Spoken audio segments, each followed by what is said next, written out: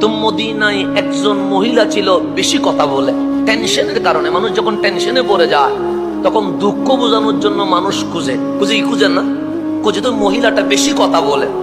ওনার উপর মদিনার মানুষ বেশি বিরক্ত। উনি হাঁটলে মানুষ ডানে চলে যায়, বামে চলে যায়, কেউ ওনার সাথে কথা বলতে রাজি। একদিন উনি মসজিদে নববীতে আসছে, তখন আমার রসুল মদিনার প্রেসিডেন্ট। আপনি বাংলাদেশের প্রেসিডেন্টকে কোনো বাজারে আনতে পারবেন? সম্ভব? আর আপনি সামান্য কাউন্সিলর, মেয়র, চেয়ারম্যানকে নামাইতে পারেন না, সেখানে প্রধানমন্ত্রী নামাবেন কোথায়? আমার নবী মদিনার প্রধানমন্ত্রী, আমার নবী রাষ্ট্রপ্রধান। কেমন নবী?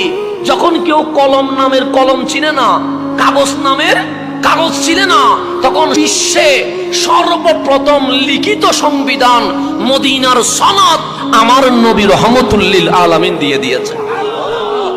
আমার নবী দিয়েছে সংবিধান। আজকে বাংলাদেশের সংবিধান আছে না? আছে। বিভিন্ন রাষ্ট্রের সংবিধান আছে না? নাই, আছে। এই সংবিধান সর্বপ্রথম কাগজে কলমে যিনি লিখে দিয়েছেন উনি রহমতুল লিল। যখন অর্থনীতি কারে কয়, সমাজনীতি কারে কয়, রাষ্ট্রনীতি কারে কয়, পররাষ্ট্রনীতি কারে কয়, তথ্যনীতি কারে কয়, এগুলো কেউ বুঝে না। আমার নবী জাজিরাতুল আরব বানায়া অর্থনীতি, সমাজনীতি, পররাষ্ট্রনীতি, স্বরাষ্ট্রনীতি সব কিছু ঠিক করে দিয়ে পুরো আরবকে জান্নাতের ভূমি বানাই দিয়েছেন। তাহলে দায়িত্ব কম ছিল না বেশি ছিল? এখন তো মানুষ মদ খায় গোপনে, তখন মানুষ মদ খায় ওপেনে। এখন মানুষ জানা করে, রাস্তায় কেউ জানা করবে? তখন হানাই কাবার সামনে মানুষ উলঙ্গ হয়ে যায়। কেমন ভাইয়াপনা ছিল! এখন মানুষ রাস্তার মধ্যে খুন করবে না, গোপনে খুন করবে। তখন সামান্য বিষয়ে রাস্তায় কি হতো? কোনাকুনি হইতো।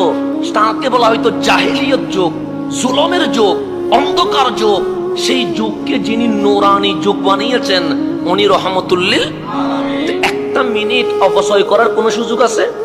আমি রাস্তায় দাঁড়িয়ে থাকতে পারি, আমার নবীর রাস্তায় দাঁড়িয়ে থাকার কোন সময় আছে?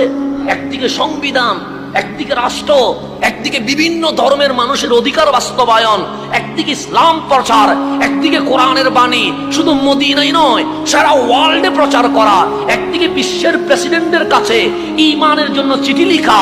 এমন ব্যস্ত সময়ে ওই মহিলা যিনি বেশি কথা বলতেন এসে বলছেন, আসসালাতু ওয়াসসালামু আলাইকা ইয়া রাসূলুল্লাহ, নবী গো আপনার সাথে একটু কথা বলতে চায়।